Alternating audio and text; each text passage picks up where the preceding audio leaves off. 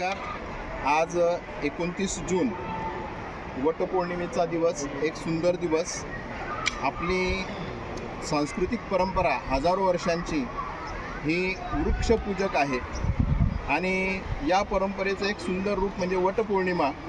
आज सुवासिनी वडाला फेऱ्या मारतात, आपल्या सौभाग्याचं दीर्घायुष्य मिळावं आणि जन्मोजन्मी मिळावं याच्यासाठी वडाची पूजा करतात. तर आमच्या विद्यालयामध्ये आमच्या विद्यमान मुख्याध्यापक साहेबांच्या हस्ते तसेच सर्व शिक्षक बंधू आणि भगिनींच्या आणि आमच्या 10वीच्या विद्यार्थी-विद्यार्थिनींच्या हस्ते आज या ठिकाणी वडाच्या झाडाचं एक सुंदर रोपटं लावण्यात आलं आणि वटपौर्णिमा हा उत्सव चांगल्या प्रकारे साजरा करण्यात आला.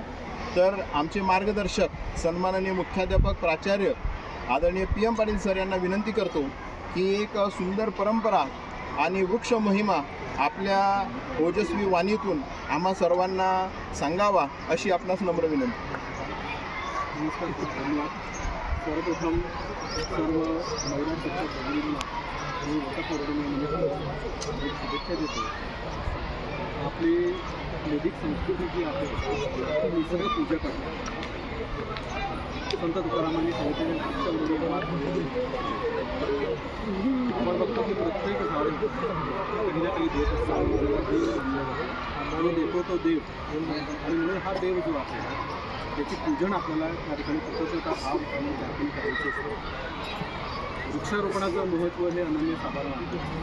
आपल्या सर्वांना माहिती आहे, सर्वांना ज्ञात आहे. आजच्या ग्लोबल वॉर्मिंगच्या जगामध्ये वृक्षांचं किती महत्त्व आहे हे आपण जाणतो आहोत.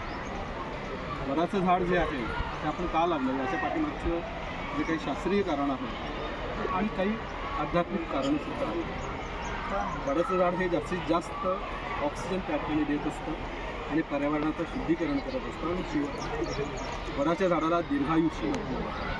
साधारणपणे एक 500-500, 1000-1000, 5,000 वर्ष हे झाड आज या ठिकाणी हे झाड आपण लावलेलं आहे, पण याचं आयुष्य आपल्या आयुष्यापेक्षा खूप मोठं आहे.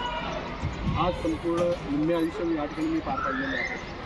त्यानंतर किती आयुष्य आहे हे परमेश्वराच्या हाती आहे, पण आपण कार्य करत असताना काहीतरी सत्कृत्य दानधर्म आपल्या वैदिक संस्कृतीचं महत्त्व आहे. आम्ही कोणाला निवारा देऊ शकत नाही, पण एक झाड लावलं तर त्याच्या खाली अनेक पांतस्थ त्या ठिकाणी सावलीसाठी येत असतात.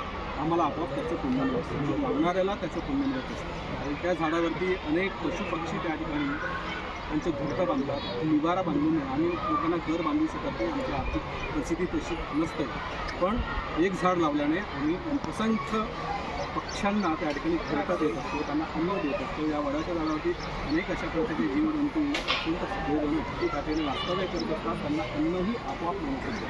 आणि हे केव्हापर्यंत, जोपर्यंत ह्या झाडाचं आयुष्य आहे तोपर्यंत हे पुण्य आमच्या वाट्यावरती जमा होत असतं. म्हणून वृक्षरोपणाचं अनन्यसाधारण महत्त्व आहे. आणि आपण या पवित्र दिवशी, पौर्णिमेच्या दिवशी, आपण वटपौर्णिमेच्या दिवशी आपण हे पूजन केलेलं आहे, रोपण केलेलं आहे. अशीच परंपरा आपण कायम ठेवू आणि शास्त्रोचित पद्धतीने या वृक्षांचं संवर्धन आपण करूया. त्यांना पुनश्च करायचं. धन्यवाद. आमच्या 10वीच्या सर्व विद्यार्थ्यांकडून आपल्या सर्वांबद्दल सर्वांना मनापासून धन्यवाद आणि आमच्या सर्व भगिनींना आमच्या वर्गाकडून माझ्याकडून चरण स्पर्श.